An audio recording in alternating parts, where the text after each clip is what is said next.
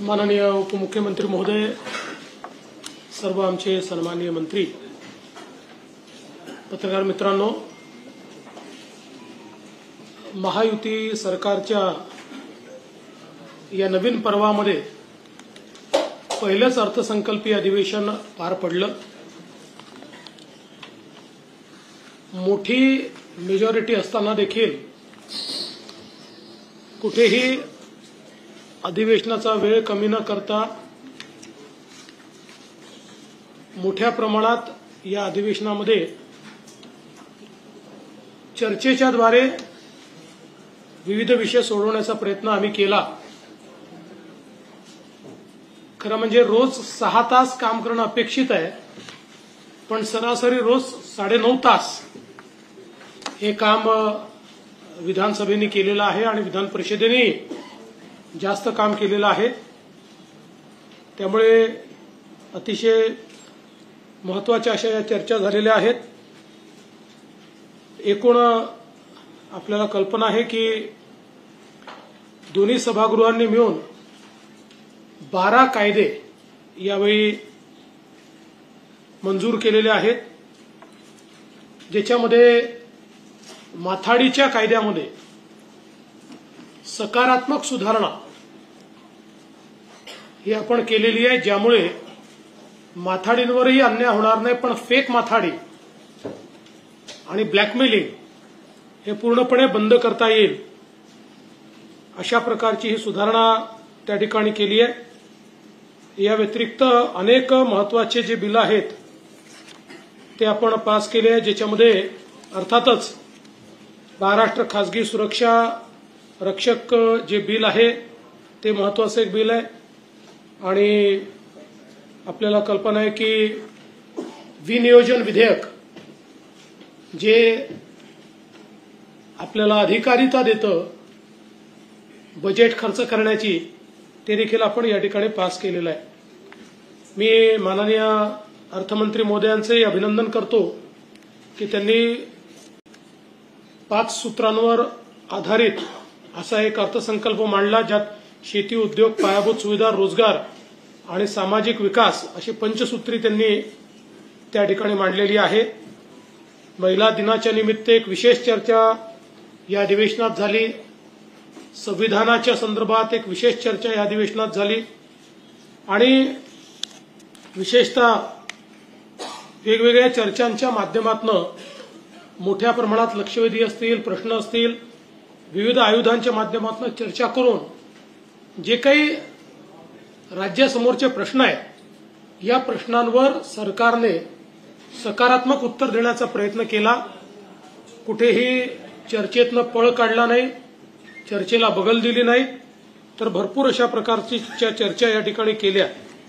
मला असं वाटतं सगळ्या गोष्टी सांगण्याची आवश्यकता नाही आहे, त्या आपण तुम्हाला लेखी स्वरूपातच देऊन टाकू। पण मी एवढंच सांगेन की मंत्र्यांनी देखील या संपूर्ण अधिवेशनामध्ये अतिशय चांगलं काम केलं। याचं कारण दोन्ही सभागृह सकाळी 9 वाजता चालू व्हायची, 9:45 चालू व्हायची। एकेका दिवशी 15-15 लक्षवेधी असायच्या। फक्त एकच दिवस असा झाला की ज्या दिवशी मंत्री उशिरा पोहोचल्यामुळे 20 मिनिटाचा वेळ वाया गेला, पण अदरवाईज नीट सगळीकडे मंत्री उपस्थित होते। मंत्र्यांनी योग्य अशा प्रकारची उत्तरं दिली। एकूणच विरोधी पक्ष हा संख्येने कमी असला तरी विरोधी पक्षाला पूर्ण वाव त्या ठिकाणी आम्ही दिला। त्यांचं म्हणणं ऐकून घेतलं, त्यांच्या प्रश्नांना उत्तर दिली आणि महाराष्ट्राच्या विकासाकरता अनेक अशा प्रकारचे धोरण असलेला अर्थसंकल्प पास केल्यामुळे मला विश्वास आहे की महाराष्ट्राच्या विकासाला निश्चितपणे गती मिळेल। आणि म्हणून मी या अधिवेशनाच्या निमित्ताने सर्व आमदारांचे, सर्व मंत्र्यांचे, सर्व पीठासीन अधिकाऱ्यांचे, विधानमंडळाच्या सर्व कर्मचाऱ्यांचे आणि अर्थातच माध्यमांचे देखील मनापासून आभार मानतो।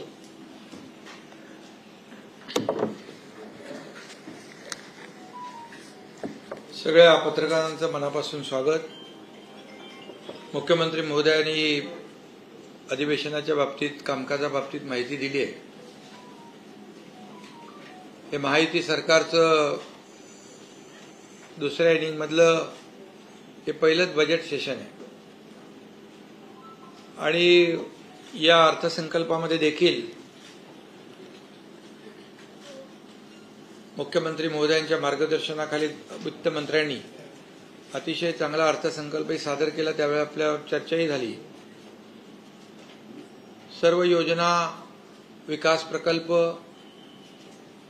कल्याणकारी योजना सगळ्या सुरू ठेवून कुठेही अर्थव्यवस्था बिघडू दिली नाही. नियमांचं पालन काटेकोर केलं. आम्ही जीडीपीच्या 25%च्या आतमध्ये 18 पॉइंट काहीतरी 35 आपण 17.5% आम्ही जे कर्ज आहे त्याच्यामध्ये आहोत. FRBMच्या 3%च्या आत आहोत. 2.76 असेल. म्हणजे जे काही विरोधकांना चिंता होती की काय होणार टीका करत होते की आता सगळ्या योजना बंद होणार, सगळं बंद होणार, विकास प्रकल्प बंद होणार, पगार कसा देणार, सगळं काय. परंतु आज सविस्तरपणे मी अंतिम आठवड्यामध्ये देखील त्याला उत्तर दिलं. मुख्यमंत्री महोदयांनी देखील राज्याची आर्थिक परिस्थिती आणि जे काही विकासाचा वेग आहे त्या बाबतीमध्ये आम्ही अंतिम आठवड्याला उत्तर देताना दिलेलं आहे. खरं म्हणजे या अधिवेशनामध्ये संविधानावर देखील चर्चा झाली, अनेक विषयांवर चर्चा झाली. आता किती 12 विधेयक वगैरे त्या बाबतीमध्ये मुख्यमंत्री महोदयांनी याच्यात उत्तर दिलंय, म्हणजे तुम्हाला सांगितलंय. खरं म्हणजे महायुती सरकारची देखील ही इनिंग आमची धडाक्यात सुरू झालेली आहे. 2.5 वर्ष जे आम्ही ज्या वेगाने काम केलं आणि एकीकडे विकास प्रकल्प, दुसरीकडे लोकाभिमुख कल्याणकारी योजना पुढे नेताना जे सर्वसामान्य माणूस केंद्रबिंदू मानून आम्ही काम केलं. मग शेतकरी, कष्टकरी, कामगार, महिला भगिनी सगळेच. आणि त्याची प्रचिती देखील, त्याचा परिपाक, फलश्रुती आम्हाला महायुतीला विधानसभेच्या निवडणुकीमध्ये देखील मिळाली.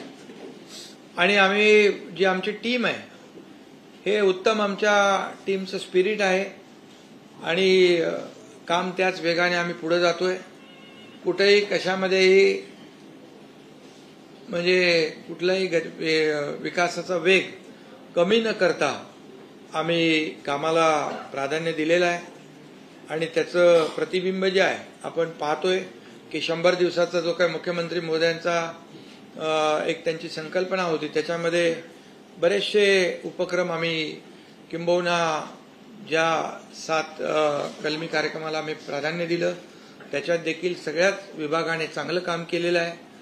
आणि कल करे सो आज कर, आज करे सो अब कर, असं म्हणून आम्ही ज्या धडाक्याने पुढे जातोय आणि खऱ्या अर्थाने जे नवीन प्रकल्प आहेत ते देखील वॉर रूममध्ये घेऊन त्याला आम्ही गती देतोय. उद्योग येत आहेत, त्या बाबतीमध्ये देखील आपल्याला माहिती दिलेली आहे. आणि मी जेव्हा मुख्यमंत्री होतो त्यावेळेस देखील दावोसला आम्ही गेलो. त्यावेळेस देखील जी काही परदेशी गुंतवणूक आहे, उद्योजक आहेत, मोठ्या प्रमाणावर 7-8 लाख कोटीचे MOU झाले. त्याचंही आम्ही एक्झिक्युशन जे आहे, कन्व्हर्जन 70-80%. आता देवेंद्रजी आणि आमचे उद्योग मंत्री गेले 15 लाख कोटीचं MOU केले आणि त्याचं पुढचं जे काही जागेचं अलॉटमेंट असेल, परवानगी असतील तेही देण्याचं काम सुरू झालं. त्यामुळे खऱ्या अर्थाने लोकांचा विश्वास आपल्या सरकारवर आहे आणि हे इंडस्ट्री फ्रेंडली स्टेट झाले असं म्हटलं तर वावगं ठरणार नाही. त्याच्यामुळे रोजगारही मोठ्या प्रमाणावर उपलब्ध होतील. त्या डिटेलमध्ये मी जात नाही. परंतु आता महाराष्ट्र आपला जो आहे तो स्टार्टअपमध्ये पहिला नंबर आहे, FDA मध्ये पहिला नंबर आहे, GDP मध्ये पहिला नंबर आहे आणि कर्ज वगैरे जे काही आहे ते इतर राज्यापेक्षा देखील आपलं कमी आहे. त्याचं अर्थसंकल्पाच्या अंतिम आठवड्याच्या प्रस्तावामध्ये मी उत्तर देताना दिलं, देवेंद्रजींनी देखील दिलं. आणि म्हणून आमच्याकडे no reason on the spot decision, ये काम हमारा है. जिसने रीजन दिया उसका जनता ने सीजन खत्म कर दिया. इसलिए आणि म्हणून असंच काम आम्ही चालू ठेवणार. बिलकुल वेगाने आणि 5 वर्षाची टेस्ट मॅच असली तरी सुद्धा राज्याच्या विकासासाठी आणि कल्याणासाठी आम्ही 2020 प्रमाणेच काम करणार. हे अगदी आपल्याला सांगतो, कुठेही विकासाचा वेग कमी पडणार नाही. आणि मग मला वाटतं जास्त काय मी बोलत नाही, परंतु विरोधक कमी संख्येने असले तरी सुद्धा, ज्याचा उल्लेख मुख्यमंत्री महोदयांनी केला आहे, तरी सुद्धा आम्ही त्यांना कमी लेखत नाही, त्यांना अंडर एस्टिमेट आम्ही करत नाही. पण आमची भावना आणि भूमिका अशी होती की त्यांनी सभागृहात येऊन सभागृहामध्ये या महाराष्ट्रातल्या जनतेच्या प्रश्नांना वाचा फोडली पाहिजे होती. शेतकऱ्यांचे विषय असतील, इतर जे काही ज्वलंत विषय आहेत, त्या बाबतीमध्ये सभागृहात येऊन चर्चा करायला आणि त्याला उत्तर द्यायला आमचं सरकार तयार होतं. परंतु त्यांनी पायऱ्यावरच ते सगळं आंदोलन करण्यामध्ये धन्यता मांडली. काही जण 30 आरोपाची टेप वाचून विधान भवनाच्या स्टेपवरूनच घुमजाव करत होते. त्यामुळे टेप जुनीच आहे ती, सही करून गायब. आता काय म्हणतो त्याला आपण, आपलं संविधान खतरे में म्हणणारे संविधानावर सभागृहात येऊन बोललेच नाहीत. ही मोठं शोकांतिका आहे. आणि त्यामुळे दुर्दैव आहे का बाबासाहेबांचं जे संविधान आहे, लोकशाही त्यांना कोणाला मान्य नाही का, असे एक प्रश्न या ठिकाणी मी आतमध्ये सभागृहात बोललोय.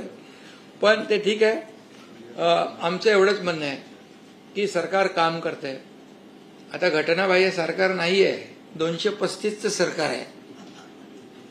आणि आम्ही जे बोललो होतो मी पहिल्या भाषणात, तुम्हाला आठवत असेल, माझ्या बाजूला देवेंद्रजी बसले होते, बोलले आम्ही असं काम करू की आम्ही दोघं मिळून 200 पार करू. आता 200 पार करून 235 वर गेलो. आता तरी त्यांनी डोळे उघडायला पाहिजे आणि सरकार म्हणून सरकारकडून कामं करून घेतली पाहिजे, जनतेची, सर्वसामान्य लोक. त्यामुळे सांगितलं ना 2020 करतोय. आणि दुसरी गोष्ट, प्रिंटिंग मिस्टेक सांगणारं आमचं सरकार नाही. जे काही लोक म्हणाले की तुम्ही आश्वासनं दिली कधी पाळणार, आम्ही जाहीरनामा किती 5 वर्षाचा असतो.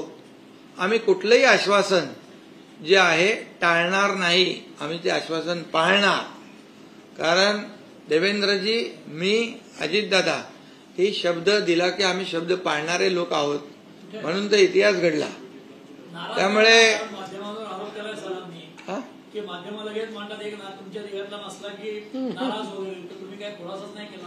कुठला नाराज कोण आहे?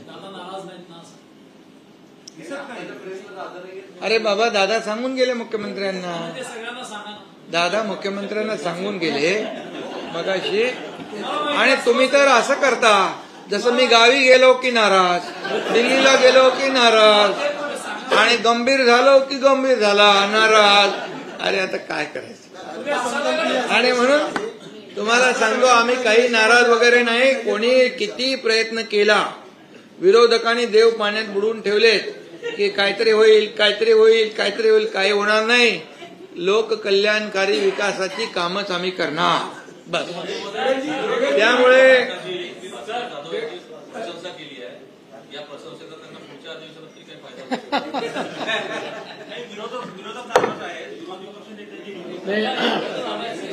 भास्कर जाधवांनी जी प्रशंसा केली त्याबद्दल त्यांचे आभार मानतो. महाराष्ट्राच्या विधानसभेमध्ये ही पहिलेपासून पद्धत आहे की एखादं भाषण जर उत्तम झालं तर कुठल्याही पक्षात, सत्तारूढ पक्षातनं विरोधी पक्षाला चिठ्ठी जाते, विरोधी पक्षातनं सत्तारूढ पक्षाला चिठ्ठी जाते. माझी पण सवय आहे, एखाद्या जर विरोधी पक्षाच्या सदस्यांनी चांगलं भाषण केलं तर मी चिठ्ठी पाठवतो त्यांना की तुमचं भाषण चांगलं झालं. बाकी विरोधी पक्ष नेता तर ठरवण्याचा अधिकार आमचा नाहीच, तो अधिकार अध्यक्षांचाच आहे.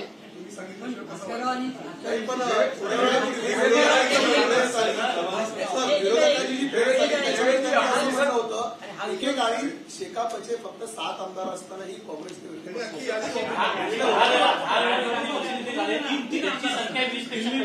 तुम्ही, माझं म्हणणं तेच आहे की तुम्ही चुकीच्या ठिकाणी प्रश्न विचारताय. प्रश्न हा अध्यक्षांना विचारला पाहिजे. अध्यक्ष इंडिपेंडंट आहेत. अध्यक्षांवर सरकारचा कुठलाही दबाव नाही.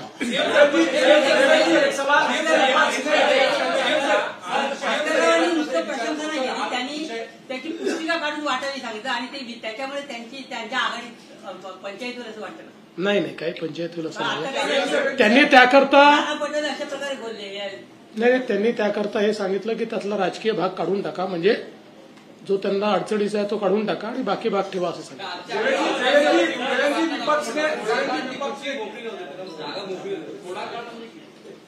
ते गमतीने बोललो. बाकी उद्याही अध्यक्षांनी निर्णय घेतला तर आमची तयारी आहे. देवेंद्र पक्ष ने विपक्ष से बोला कि पूरा अधिवेशन सिर्फ कब्र से लेकर कामरा तक ही रह गया और जानबूझ के डाइवर्ट करने के लिए इस तरीके के मुद्दे लाए गए सरकार की तरफ से.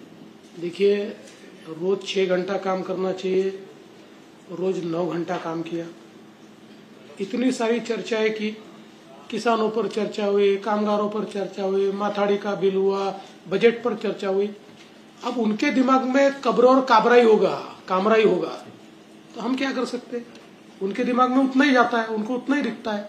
हमारे लिए तो कब्र और कामरा से ज्यादा 13 करोड़ महाराष्ट्र के लोग ये महत्व के, इसलिए उनके हित के निर्णय हमने लिए. लक्षवेधी संदर्भात अनेकांनी चिंता व्यक्त केली की संख्या आहे लक्षवेधींची वाढती आहे. तर पुढच्या ज्या गटनेत्याची बैठक असेल किंवा पीएससीची बैठक असेल त्या याच्यावर चर्चा करून काही याच्यामध्ये लक्षवेधी वाढल्या तरी हरकत नाहीये. फक्त आम्ही अध्यक्षालाही विनंती केली आणि पुन्हा एकदा करणार आहोत अध्यक्ष आणि सभापतींना की निकषात बसणाऱ्याच लक्षवेधी चर्चेला आल्या पाहिजे, निकषाच्या बाहेरच्या येऊ नयेत. आरोप केला की अशा पद्धतीने ज्या लक्षवेधी जात आहेत त्याच्यामध्ये काहीतरी वेगळ्या गोष्टी होत्या असं रेकॉर्डवर देखील ते आज बोलले. त्याबद्दल नेमकं मला असं वाटतं की बिना पुराव्याचं असं बोलणं योग्य नाही आहे. पण हे देखील खरं आहे की याच्यामध्ये जर आपल्याला कुठलंही उलटसुलट काम होऊ नये असं वाटत असेल तर निकषातल्याच लक्षवेधी जर घेतल्या, आमदार जाऊन खूप आग्रह करतात आमची घ्या, अध्यक्षांचा नाईलाज होतो, त्यांना घ्याव्या लागतात. पण एकदा सगळ्यांनी मिळून जर ठरवलं की निकषाच्या बाहेर फार जायचं नाही तर मला असं वाटतं की कुठलीही गडबड मध्ये होऊ शकत नाही. असं आहे का जनता दाखवलं पुस्तक तर नियमात किती आहेत आणि समजा 500 लावल्या तुम्ही फक्त लक्षवेधीवर दिवसभर चर्चा करणार का आणि कायद्यावर 2 मिनिटं करणार? असं नाही आहे. लक्षवेधीवर ज्या चर्चा झाल्या त्या ऍडिशनल टाइम मध्ये झालेल्या. तुम्ही जर मॅक्सिमम सकाळी 18 दुपारी 30 या संख्येने ठेवलं नाही असं नाही आहे. तुम्ही जर बघितलं तर मॅक्सिमम या ऍडिशनल ज्या सकाळी विशेष सत्र आहे त्या सत्रात ठेवल्या.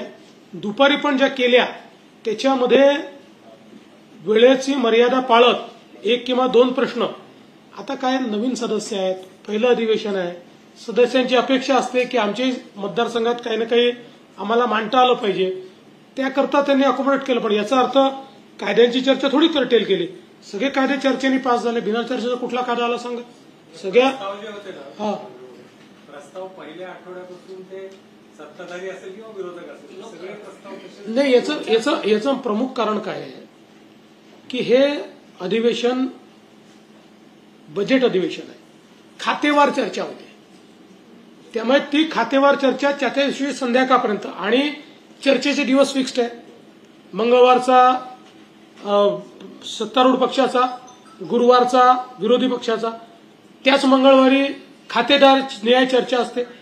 आता या चर्चेपेक्षा खातेनिहाय चर्चेला प्रेसिडन्स आहे. ती रात्री 10 वाजेपर्यंत चालली तर ही चर्चा बाजूला. हे आज नाही. आता तुम्ही सगळे लोक 25-25 वर्ष कव्हर करताय.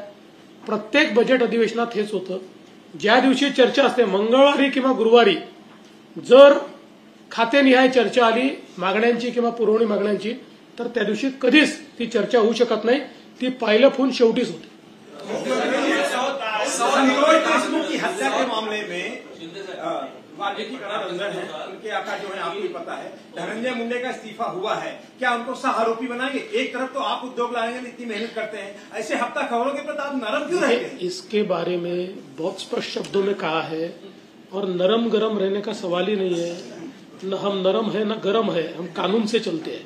जो कानून में वो करते हैं, जो कानून में था वो किया है. 100 दिन का काम आपण नवीन टॅगलाईन दिली आहे महाराष्ट्रात. हे कोणाकोणासाठी लागू आहे? Only no reason only vision.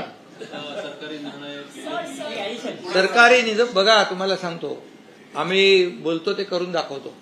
जसा 100 दिवसाचा मुख्यमंत्री महोदयांनी संकल्पना मांडली, तर या अधिवेशन काळात आम्ही बघा 50 शहरांचे डीपी फायनल करून टाकले.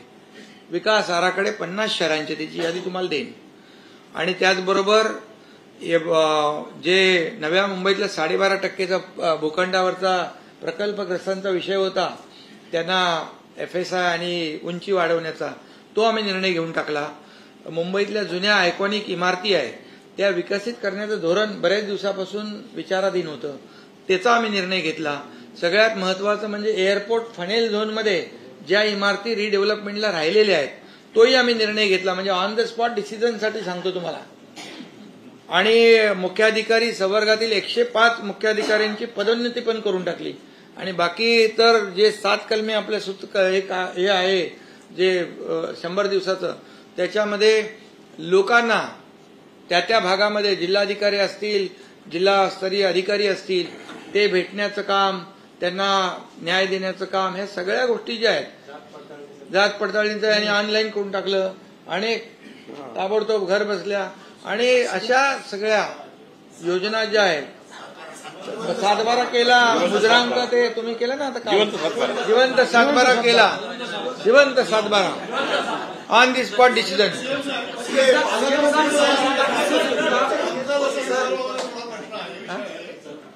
प्रश्नोत्तराचा चालू असताना, लक्षवेधी चालू असताना, पुरवणी मागण्यांची चर्चा चालू असताना किंवा एकंदरीत चर्चा चालू असताना सदस्य उठतात, मंत्र्यांपर्यंत जातात, आणि हे जाताना अनेक बोलणाऱ्या सदस्यांना क्रॉस करतात, मंत्री वेलमध्ये जातात, मंत्री सदस्यांना क्रॉस करतात, असे अनेक प्रकार बघायला मिळाले. हे अतिशय चुकीचं आहे. शिस्त पाळली गेली पाहिजे.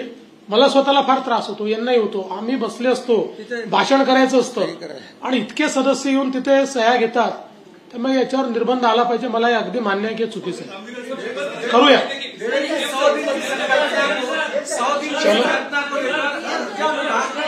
विभाग और दूसरे किस विभागों ने अब तक 100 दिन की आपकी संकल्पना को टारगेट पूरा किया?